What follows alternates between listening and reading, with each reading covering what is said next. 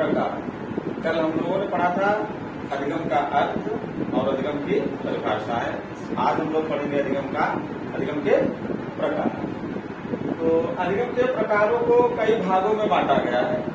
सबसे पहले हम पढ़ेंगे डेविड आशुबेल के अनुसार अधिगम के प्रकार। तो पहला प्रकार हम पढ़ेंगे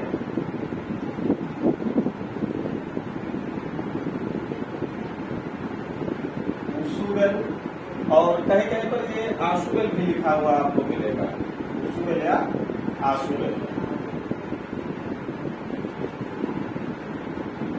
के अनुसार अधिगम के प्रकार।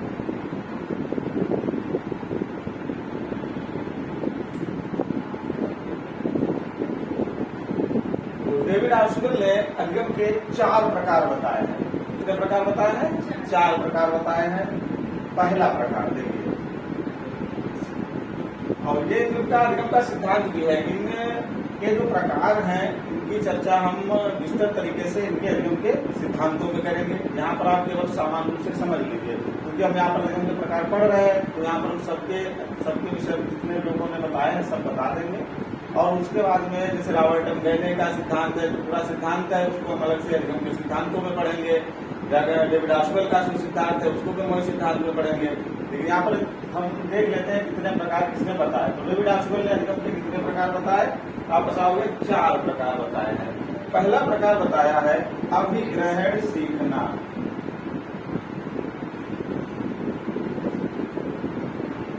पहला प्रकार जो बताया है वह बताया है अभिग्रहण सीखना।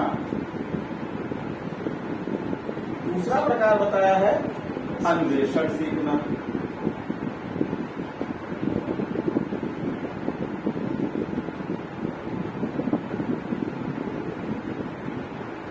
पहला प्रकार है अभिग्रहण सीखना, दूसरा प्रकार बताया अन्वेषण सीखना, और तीसरा प्रकार इन्होंने बताया है रटकर सीखना, और चौथा प्रकार बताया है अर्थपूर्ण सीखना।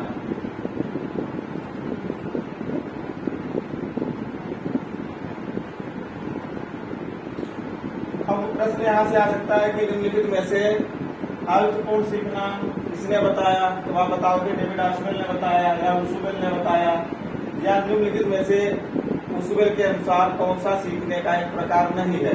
तो अधिकांशतः वो ये वाला ऑप्शन देता है रटकर सीखना, और हमें लगता है कि ये ऑप्शन नहीं होगा। तो ये ध्यान रखेंगे कि रटकर सीखना आशुबेल के अनुसार एक प्रकार का अधिगम है। अधिगम के जो 4 प्रकार बताए हैं उन्होंने, तो पहला बताया अभिग्रहण सीखना, दूसरा अन्वेषण सीखना, खोज करके सीखना, तीसरा रटकर सीखना, और चौथा अर्थपूर्ण सीखना। ये चारों प्रकार आप ध्यान रखेंगे किसके अनुसार है? आशुबेल के अनुसार। अभिग्रहण सीखना, अन्वेषण सीखना, रटकर सीखना और अर्थपूर्ण सीखना, ये 4 प्रकार डेविड आशुबेल ने बताया। अगला टाइप देखिए, ये नोट कर लीजिए।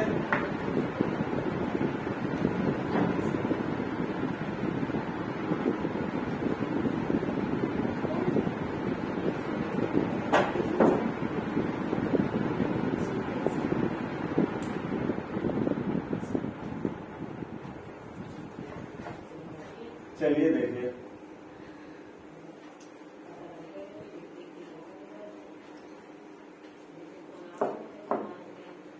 गैने के अनुसार बहुत महत्वपूर्ण है।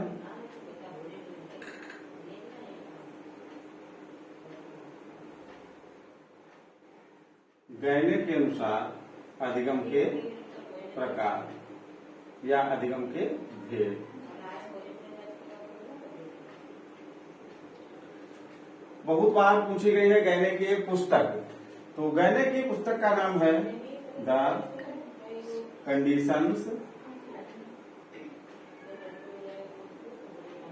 Conditions of learning. ये गैने की पुस्तक बहुत बार पूछी गई है। तो द कंडीशंस ऑफ लर्निंग इसकी पुस्तक है गैने की। इस पुस्तक में गैने ने अधिगम के 8 भेद बताए हैं। कितने भेद बताए हैं? 8 भेद बताए हैं। गैने के अनुसार अधिगम के कितने भेद हैं पूछा जाए, कितने प्रकार हैं, तब आप बताओगे 8 प्रकार है। यानी गैने ने कहा है कि कोई भी प्राणी 8 प्रकार से सीख सकता है, और ये अपनी पुस्तक द कंडीशंस ऑफ लर्निंग में बताया है। तो ये पुस्तक बहुत बार पूछी गई है रिपीटेड में, ये ध्यान रखना। द कंडीशंस ऑफ लर्निंग किसकी पुस्तक है? गैने की पुस्तक है। इसमें क्या बताया गया है? अधिगम के प्रकार, 8 प्रकार बताए हैं। गैने कहते हैं कि प्राणी 8 प्रकार से सीख सकता है। पहला प्रकार, और ये एक इनका निश्चित क्रम भी है, क्रम से बताए हैं। पहला प्रकार है संकेत अधिगम। पहला प्रकार है इनका संकेत अधिगम। दूसरा प्रकार, पहला प्रकार है संकेत अधिगम, दूसरा प्रकार है उद्दीपक अनुक्रिया अधिगम। उद्दीपक अनुक्रिया अधिगम, ये अधिगम का दूसरा प्रकार है। तीसरा प्रकार है श्रृंखला अधिगम। तीसरा प्रकार बताया श्रृंखला अधिगम। और एक बात समझ लीजिए, ये एक निश्चित क्रम है, इसी क्रम से इन्होंने बताए हैं। ये क्रम भी आपको याद रखना है। 69,000 शिक्षक भर्ती में क्रम ही पूछ दिया गया था। ये क्या नाम, सॉरी, गैने के जो अधिगम के ये 8 चरण है, इनका क्रम पूछ दिया गया था। तो आपको ये क्रम ही याद रखना है कि किस क्रम से हमें, किस क्रम पे कौन सा है। पहला है संकेत अधिगम, दूसरा है आपका उद्दीपक अनुक्रिया अधिगम, तीसरा है श्रृंखला अधिगम, चौथा है शाब्दिक सहचर्य अधिगम। शाब्दिक सहचर्य अधिगम, ये चौथा प्रकार है। पांचवा प्रकार विभेदन अधिगम। विभेदन अधिगम या विभेद अधिगम या बहुविभेदनात्मक अधिगम, कई प्रकार से आपको मिल सकता है पुस्तकों में। एक ही चीज है ये, चाहे विभेदन अधिगम कहे, चाहे विभेद अधिगम कहे या बहुविभेदनात्मक अधिगम कहे, सबका मतलब एक ही है, विभेदन अधिगम। अगला है 6 नंबर संप्रत्यय अधिगम।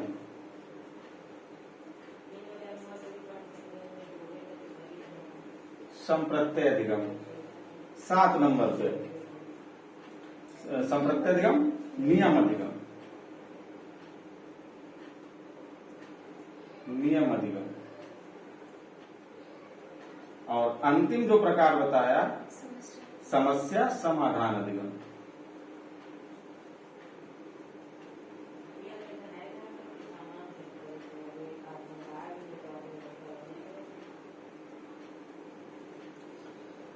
तो रॉबर्ट एम गैने ने अधिगम के कितने भेद बताए? आपको बताना होगा 8 भेद बताए। अगर सीधे सीधे पूछा जाए कि रॉबर्ट एम गैने के द्वारा अधिगम के कितने भेद बताए गए, तो रॉबर्ट एम गैने के द्वारा अधिगम के 8 भेद बताए गए। किस पुस्तक में बताए गए? द कंडीशंस ऑफ लर्निंग में बताए गए। द कंडीशंस ऑफ लर्निंग किसकी पुस्तक है? रॉबर्ट एम गैने की पुस्तक है। बहुत बार आ रखी है ये पुस्तक, आपको बहुत ध्यान समझ लेना है। ये पुस्तक बहुत महत्वपूर्ण है। द कंडीशंस ऑफ लर्निंग किसकी पुस्तक है? रॉबर्ट एम गैने की पुस्तक है। इसमें सीखने के कितने भेद बताए गए? 8 भेद। यानी कोई भी प्राणी है वो 8 प्रकार से सीख सकता है।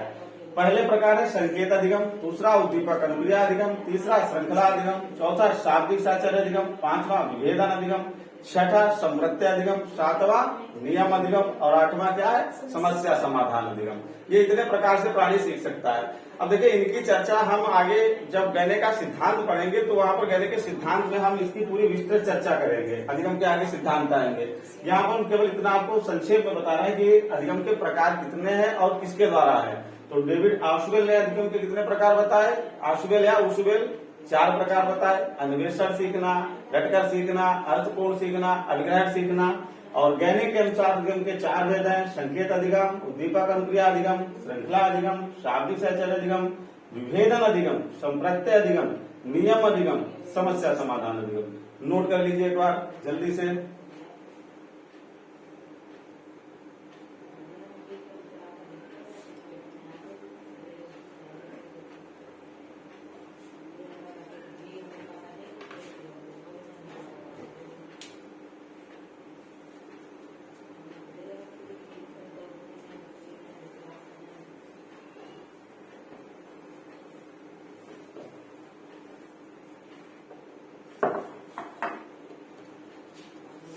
अगला जो अधिगम का प्रकार है, घटित होने वाली घटनाओं के आधार पर अधिगम के प्रकार।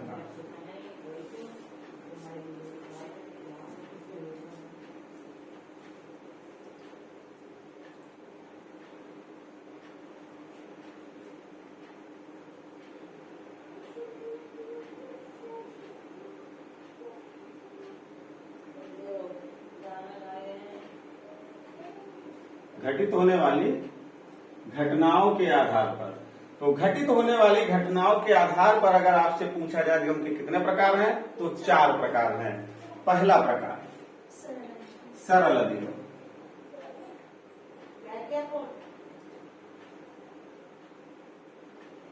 पहला प्रकार कौन सा है? सरल अधिगम है। सरल अधिगम क्या होता है? बालक स्वतंत्र रूप से, कैसे स्वतंत्र रूप से कार्य करते करते जब कुछ सीख जाता है तो ऐसे अधिगम को क्या कहा जाता है? सरल अधिगम कहा जाता है। माने बालक स्वतंत्र है पूरी तरीके से कार्य करने के लिए, आप उसको किसी प्रकार से आपका उसके ऊपर कोई दबाव नहीं है, और इस प्रकार से कार्य करते करते जब बालक कुछ सीख जाता है तो ऐसे अधिगम को हम कहते हैं सरल अधिगम। जैसे खेलते खेलते अगर बालक आग से छू जाता है, खेलते खेलते बालक अगर आग से छू जाता है तो बालक को ये पता चल जाता है कि आग उसे जला देगी और आग के पास हमें नहीं जाना चाहिए। तो ऐसे अधिगम को हम कहते हैं सरल अधिगम। लेकिन कंडीशन क्या है? बालक स्वतंत्र होना चाहिए, बालक के ऊपर किसी प्रकार का दबाव नहीं, वो स्वतंत्र रूप से खेल रहा है। खेलते खेलते मान लिया हो गया, आग को छू गया। अब आग को छूने से उसको ये पता चल गया कि आग गर्म है, आग उसे जला देगी, तो ये उसने सीख लिया कि आग के पास हमें नहीं जाना है, आग हमें जला देगी। तो ऐसे अधिगम को क्या कहा जाता है? सरल अधिगम कहा जाता है। तो ये ध्यान रखें, सरल अधिगम क्या है? खेलते खेलते अगर कोई बालक आग से छू गया है तो आग उसे जला देगी, ऐसा उसको ज्ञान हो गया, तो यही अधिगम कैसा है? हमारा सरल अधिगम है। दूसरे प्रकार का है कठिन अधिगम।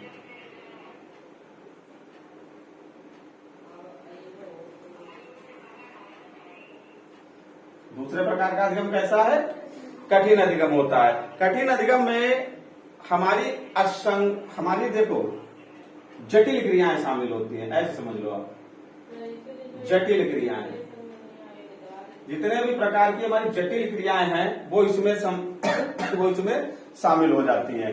जब हम बहुत कठिन कुछ सीख रहे होते हैं, बहुत जटिल सीख रहे होते हैं, तो इस प्रकार के अधिगम को कहते हैं कठिन अधिगम।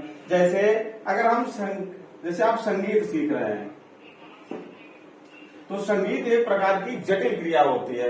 सबसे पहले उसमें सुर सीखने हैं, फिर ताल सीखने, फिर राग, आलाप, इस प्रकार की कई एक जटिल क्रियाओं को पार करते हुए आप अधिगम कर पाएंगे या आप संगीत सीख पाएंगे। तो ऐसे अधिगम को कहते हैं कठिन अधिगम। सरल अधिगम वह अधिगम जिसमें बालक कैसे स्वतंत्र रूप से, ये ध्यान रखिएगा, बालक कैसे? तो स्वतंत्र रूप से बालक खेलते खेलते जब कुछ सीख जाता है तो ऐसे अधिगम को कहते हैं सरल अधिगम। जैसे खेलते खेलते बालक अगर आग से छू गया तो बालक को ये ज्ञान हो जाता है कि आग के पास हमें नहीं जाना चाहिए, आग क्या करेगी? हमें जला देगी, ये बालक को ज्ञान हो गया। अब बालक आग के पास दोबारा नहीं जाएगा, उसने सीख लिया है कि अगर हम आग के पास जाएंगे तो आग हमें जला देगी। तो ऐसा अधिगम सरल अधिगम। दूसरा कैसा? कठिन अधिगम। इसमें जटिल क्रियाएं हमारी आती हैं कठिन अधिगम के अंतर्गत, और जटिल क्रियाएं आती है, साथ ही आप कह सकते हो संगठित जटिल क्रियाएं। संगठित जटिल क्रियाएं आती हैं। संगठित की हुई हमारी जितनी भी जटिल क्रियाएं हैं वो सब आ जाती हैं। यानी जब हम कुछ बहुत कठिन सीख रहे होते हैं, कुछ जिसमें बहुत सिस्टमैटिक कुछ होता है, जैसे संगीत सीखना है तो अंधाधुंध तो सीख नहीं पाएंगे, उसके लिए हमें एक स्टेप बाय स्टेप क्रमबद्ध तरीके से सीक्वेंस में प्रयास करने पड़ेंगे। तो ये इस प्रकार का अधिगम होता है हमारा कठिन अधिगम। तीसरे प्रकार का अधिगम है आकस्मिक अधिगम। आकस्मिक अधिगम, आकस्मिक का मतलब क्या है? अकस्मात या अनायास। जैसे हम बातचीत के माध्यम से जब कुछ सीख जाते हैं तो इस प्रकार के अधिगम को आकस्मिक अधिगम कहा जाता है। जैसे दो दोस्त जा रहे हैं बातचीत के माध्यम से और एक के मुंह से कुछ निकल गया, उसको वो जानकारी नहीं थी पहले से, अब उसको भी वो जानकारी हो गई। जैसे दो मित्र जा रहे हैं बातचीत करते हुए कि आज रूस ने यूक्रेन पर हमला कर दिया और दूसरे वाले दोस्त को नहीं पता था, तो उसका कोई उद्देश्य भी नहीं था सीखने का, लेकिन उसने क्या किया, बातचीत के माध्यम से सीख लिया कि हाँ आज रूस ने यूक्रेन पर हमला कर दिया है। तो इस प्रकार का जो अधिगम हुआ वो कैसा अधिगम हुआ, आकस्मिक अधिगम। यानी जब बातचीत के माध्यम से हम कुछ सीख जाते हैं तो ऐसा अधिगम कहलाता है हमारा आकस्मिक अधिगम। और चौथे प्रकार का होता है हमारा उद्देश्यपूर्ण अधिगम। उद्देश्यपूर्ण अधिगम। उद्देश्यपूर्ण अधिगम क्या है? इस प्रकार के अधिगम में बालक को सचेत रूप से प्रयास करने पड़ते हैं, जानबूझकर प्रयास करने पड़ते हैं। जैसे आप लोग यहाँ बैठे हो तो आपका क्या है, एक उद्देश्य है, आपको एक उद्देश्य लेकर के आए हैं कि हमें ये परीक्षा पास करनी है। अब आप उसी उद्देश्य के अकॉर्डिंग अपना सिलेबस पढ़ेंगे। ऐसा तो है नहीं कि आपको करना है डीएलएड या आप टेट की तैयारी कर रहे हैं, सुपर टेट की तैयारी कर रहे हैं और आपको पढ़ाया जाए पीसीएस का, ऐसा तो नहीं है। आपका एक उद्देश्य है और आप उसी उद्देश्य की पूर्ति के लिए यहाँ पर अधिगम कर रहे हैं। तो इस प्रकार का अधिगम क्या कहलाता है, उद्देश्यपूर्ण अधिगम कहलाता है। और इसमें इसको करने के लिए संगठित रूप से बालक क्रियाशील रहता है, जानबूझकर सचेत रूप से बालक प्रयास करता है। तो ऐसे अधिगम को हम कहते हैं उद्देश्यपूर्ण अधिगम। तो ये कुछ हमारे अधिगम के महत्वपूर्ण प्रकार थे। पहला प्रकार हमने किसके अनुसार पढ़ा, उसवेल के अनुसार पढ़ा। क्या था पहला प्रकार? अभिग्रहण सीखना, अन्वेषण सीखना। उसवेल में कितने प्रकार होता है अधिगम के? 4 प्रकार होता है। अभिग्रहण सीखना, अन्वेषण सीखना, रटकर सीखना और चौथा प्रकार अर्थपूर्ण सीखना। 4 प्रकार किसके अनुसार? उसवेल के अनुसार। गैने ने कितने प्रकार बताए? 8 प्रकार बताए। किस पुस्तक में बताए? द कंडीशंस ऑफ लर्निंग में बताए। कितने प्रकार हैं? 8 प्रकार हैं। और इनका एक क्रम भी है, वो भी हमने बताया। पहला है संकेत अधिगम, उद्दीपक अनुक्रिया अधिगम, श्रृंखला अधिगम,